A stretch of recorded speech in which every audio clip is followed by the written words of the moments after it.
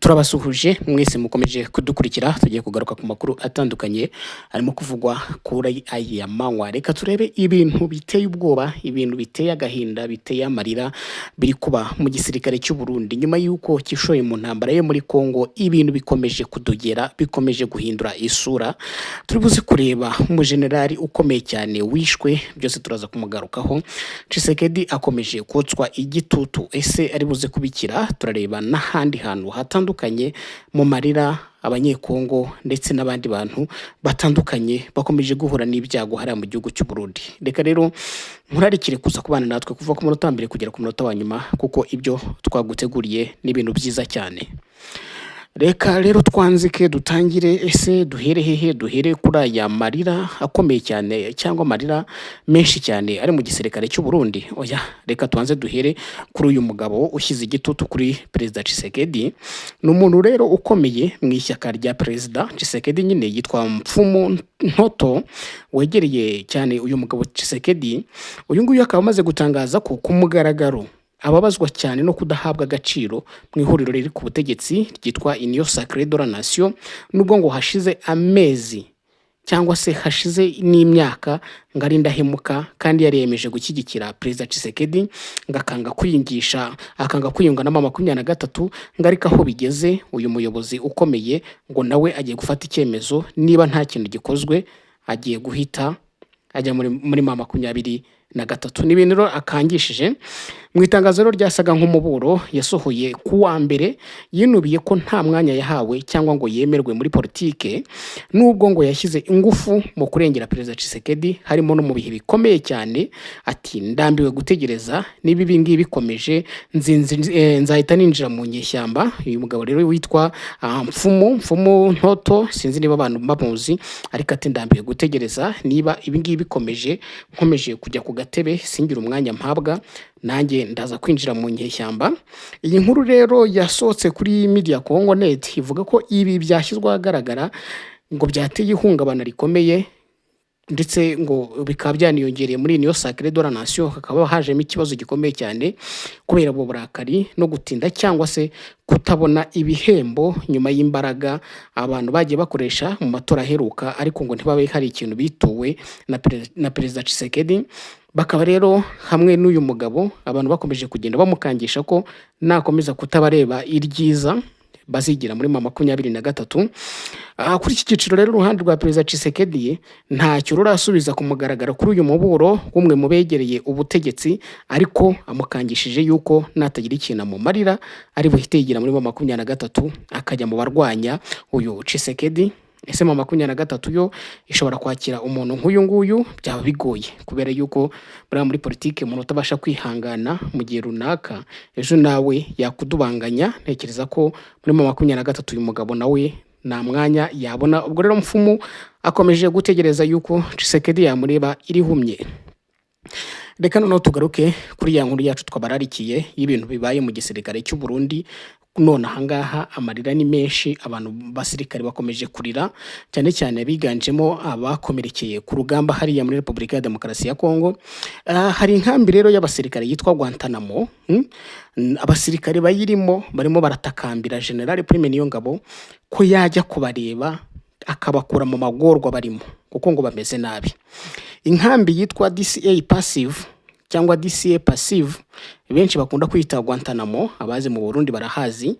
Ubundi ni inkambi isanzwe yakira abasirikare bakomerekeye ku rugamba.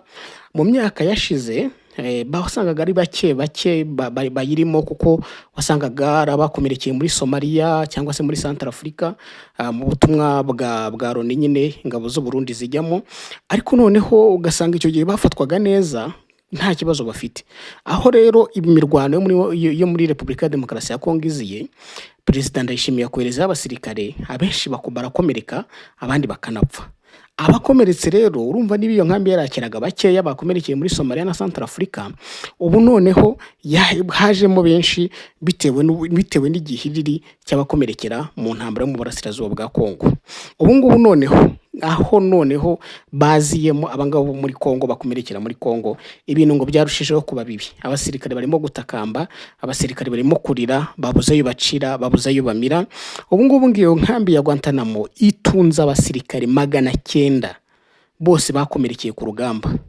Abasoda rero nyine cyangwa abasirikare bavuga ko ngo bafashwe nabi cyane n'umukomanda uyiyobora, aho ngo inzara ibishe mu gihe batanemerewe gusohoka. Baratakambira rero umukuru w'igisirikare Prime Niyongabo ko yajya kureba ubuzima babayemo kuko ngo babayeho nabi. Hari umwe rero watanze ubuhamya yandikiye Fodeko n'ishyirahamwe rirengera uburenganzira bwa muntu ry'abarundi. Yagize ati mwaramutse, erega urebe ko watuvuganira natwe abasirikare bari Guantanamo, turi abarenga 900 bagiye kwicwa n'inzara. Mu bisanzwe iyi nkambi ya DCA Passive yakira abasirikare bakomerekeye mu ntambara hanze y'igihugu, Somalia, Centrafrica na Congo.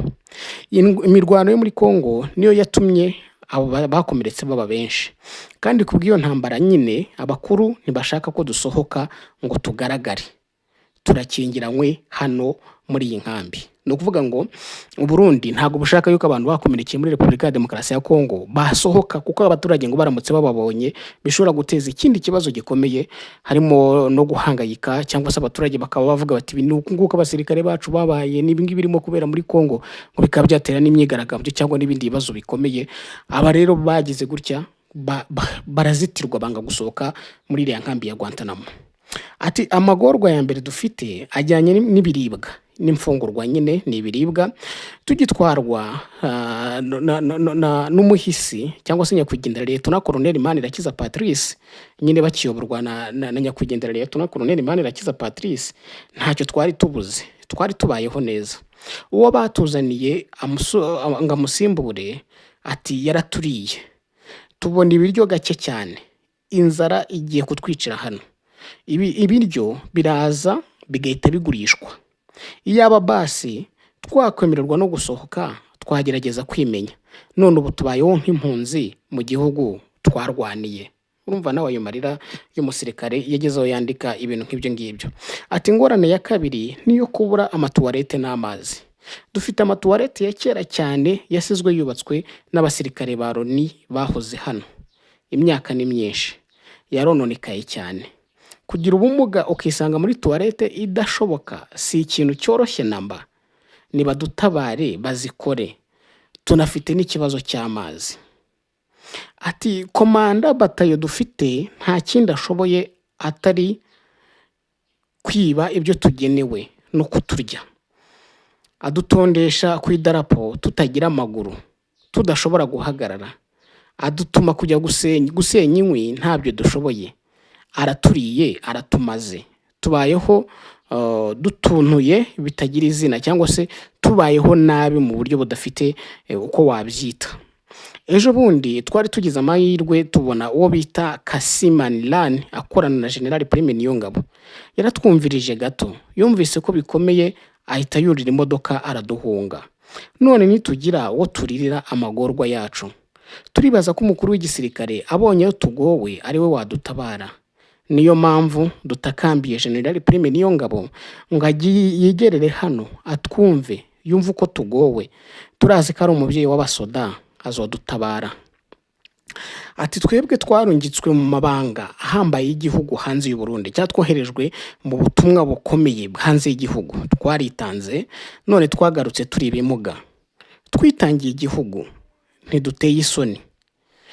Turasaba abakuru batugarukire bongere baturebe nyine. Nimba kamo kacu koshikira na kizigenza w'intwara miheto z'u Burundi, two musaba kadutabara, cyangwa niba se niba ubusabe bwacu cyangwa aka karuru turimo kuvuza niba kashyikana kuri perezida, nawe turamusaba ngo adutabare. Ati turagushimiye ko wemeye kubijwi ry'abarundi bose, kandi ufite ijwi rishika kure. Turizeye ko akamo kacu uzogashikana. Uko nguko niko umusirikare w'u Burundi yagize gutya yandikira Fodeko iyoborwa n'umugabo Pacifique Ninahazwe. Abasirikare b'u Burundi rero urumva ikibazo bafite ikibazo gikomeye cyane, bafite ikibazo cyo kubora ibyo kurya. Numva umuntu yaramugaye, nta tuwarete afite imufasha kuba yakemura ikibazo nk'umuntu ufite ubumuga. Ikindi gikurikiyeho nta mazi abona, n'amazi ari hariya muri kiriya kigo cya DCA passive kijyamo nyine abamugariye ku rugamba. Noneho ikindi gikurikiyeho cya gatatu, boherezwa kujya gusenya. Tekereza kujya gutashya, koreza umuntu ufite umuganga agiye gutashya, ari umusirikare wakobokeye igihugu akamugarira ku rugamba, ariko ukamwohereza ngo ajye gutashya. Urumva rero nibyo barimo kwinubira, bavuga ko icyo kigo noneho ngo cyuzuye, kirimo abantu benshi, kirimo abasirikare 900, bitewe nyine n'iriya ntambara yo muri Kongo, abasirikare bakirimo babaye benshi. Ati tekereza rero abantu 900 bose badafite ubwiherero, badafite amazi, batanarya ibiryo byabo bigenda bigurishwa n'abagakwiye ko babarengera. Ati rero nyamuneka Prime Niyongabo, gira icyo utumarira. Arahurujwe cyane Prime Niyongabo. Ati rero gira ikintu watumarira rwose, tumeze nabi. Niyo rero magorwa abarundi bafite, niyo magorwa bafite. Ni ibintu bitangaje, uretse abangaba rero bakomeretse, buriya ngo akamuga karuta gaturo, abangaba barakomeretse. Ariko noneho hari raporo isohotse iteye nanone ubwoba, igaragaje ko amakuru ava imbere mu gisirikare cy'u Burundi avuga ko iki gihugu cyatakarije abasirikare babarirwa muri 40 mu mirwano yabereye muri Kivu y'Amajyepfo mu kwezi gushize kukuboza. Mu kwezi kumwe ukabura igisirikare ugapfusha abasirikare 40. Ni imirwano ingabo z'u Burundi zafashagamo Repubulika ya Demokarasi ya Kongo, no kuvuga ngo zimaze imyaka 4 zirwana n'inyeshyamba zo mu mutwe wa 23. Izi ngabo z'u Burundi, izi nyeshyamba ziyobowe na General Sultan Makenga, ku itariki 9 nibwo zigarurira umujyi wa Uvira nyuma yo gutsinda ihuriro ry'ingabo zirwana ku ruhande rwa leta ya Kongo Kinshasa, harimo FARDC, harimo ingabo z'u Burundi, harimo Wazalendo ndetse na FDLR. Muri Kanama 2022 nibwo abarundi bohereje abasirikare ba mbere muri Kongo, byitwa ko bagiye guhiga imitwe yitwaje intwaro ya Red Tabara ndetse na FNL irwanya ubutegetsi bw'u Burundi, mbere yo kohereza ku bwinshi abandi basirikare mu 2023. Hari raporo rero y'umutekano w'imbere muri RDC, ibitangazamakuru nka Source Media bivuga ko byabonye, ivuga ko kuva u Burundi bwatangira kohereza ingabo muri RDC mu buryo buzwi, bumaze kohereza ingabo zibarirwa mu 29,862. Source Media ikivuga ko muri izo ngabo hari nyinshi muri zo ziciwe mu mirwano zagiye zihanganiramo n'aba 23. Mu bishwe ngo harimo ba ofisiye 2 barimo majoro ndetse na koloneli. Igitangazamakuru kivuga ko mu kwezi gushize honyine hari abasirikare babarirwa muri 40 bishwe, mu gihe ababarirwa mu 100 aribo bimaze kumenyekana ko bakomeretse bajyanwa kuvurirwa i Bujumbura, baracyari mu bitaro. Andi makuru avuga ko hari ba ofisiye bo mu ngabo z'u Burundi bishwe, bari mu witwa Lieutenant Colonel Manirakiza Patrice. Uyu nguyu yayoboraga cya kigo twari tumaze kuvuga hejuru, ni Lieutenant Colonel Manirakiza Patrice. Uyu nguyu yayoboraga cya kigo cya DCA passive, na Lieutenant Colonel Minani Atanazi, bombi bari bayoboye ingabo z'u Burundi zari ku rugamba. Abo bose bakaba barishwe. Bivugwa kandi ko kugeza ubu hari abasirikare b'abarundi babarirwa mu gihumbi baburiwe irengero, ubwo bari bahanganye na 23 mu mirwano yabaye mu kibaya cya Rusizi.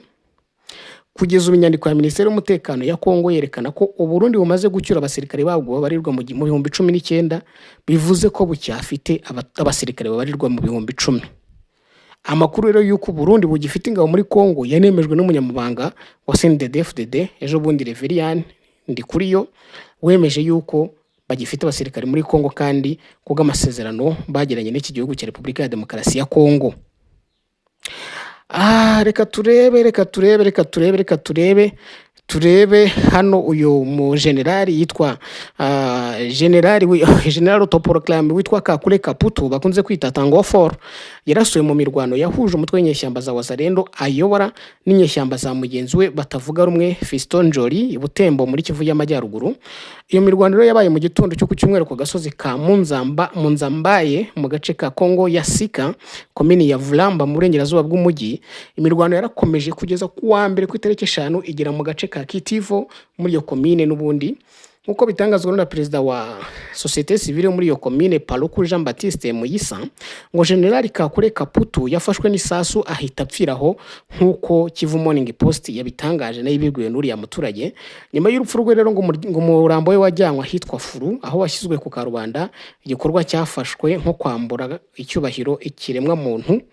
Imitwe rero yitwaje intwaro ikabihamagarirwa yuko ikwiye gushyira intwaro hasi agahenge abanyekongo, dore ko batamerewe neza bahungiye mu gihugu cy'u Burundi kugeza ubu ngubu mu byumweru 2 bishize byonyine abanyekongo barirwa mu 105 bamaze kugwa mu nkambi z'impunzi mu Burundi aho bari barahungiye bamaze gupfiramo.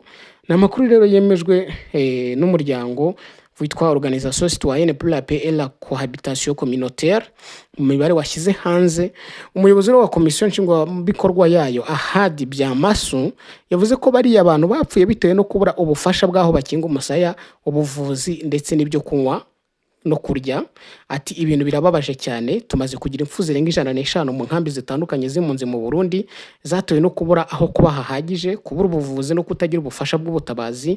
Bamwe ndetse ngo batewe n'abantu bitwaje imyambi n'intwaro gakondo barabica. Akavuga rero ko guverinoma ya Kongo n'abafatanyabikorwa mpuzamahanga bakwiye gutanga ubufasha burambye, ariko hari abaturage bahunze intambara hagati ya FARDC ndetse n'inyeshyamba za 23 hakarebwa uburyo banatahuka mu byabo, hakaboneka umutekano, bagatahuka mu gihugu cyabo cy'amavuko, bakava muri ubwo buzima bubi cyane bakomeje kugenda babamo. Agatango rero harandi makuru ari kuvugwa najyanye n'impunzi z'abanyekongo mu Rwanda. Impunzi z'abanyekongo mu Rwanda zakoze imyigaragambyo noneho zakoze n'imyigaragambyo yagiye kuri za ambasade zitandukanye mu gihugu cy'u Rwanda. Iyo myigaragambyo rero ikaba ikomeje kwamagana ibyatangajwe n'umugabo bita Sylvain Ekenge rero akaba yaratangaje amagambo yibasira abo mu bwoko bw'abatutsi, avuga ko kurongora umugore w'umututsikazi bisaba kwigengesera cyane, ngo kubera ko ngo ntabwo ari abantu bo kwizera. Avuga n'andi magambo atandukanye, ibintu byatumye abantu bavuga ati ibi bintu uyu mugabo yatangaje ntabwo ari byo, ntabwo bikwiye kwemerwa, ntabwo bikwiye guhabwa agaciro, ntabwo bikwiye gushyigikirwa. Izi mu nzira zabanje kwigaragambiriza mu nkambi zitandukanye zigiye zibamo mu Rwanda. Hari inkambi zitandukanye z'impunzi z'abanyekongo. Ubu rero noneho icyagezweho ni ukujya kwigaragambiriza kuri ambasade zitandukanye mu Rwanda. Bakaba bagiye kuri ambasade ya Leta Zunze Ubumwe za Amerika ndetse n'izindi ambasade bamagana amagambo avuzwe n'uriya mugabo, kandi basaba yuko umuryango mpuzamahanga wagira icyo ukora kugira ngo ziriya mvugo z'urwango zihanwe, wabikoze ahanwe ndetse kandi afatwe n'ingamba yuko zitongera gusubira. Reka rero tubashimire, turasubira mu kindi gihe.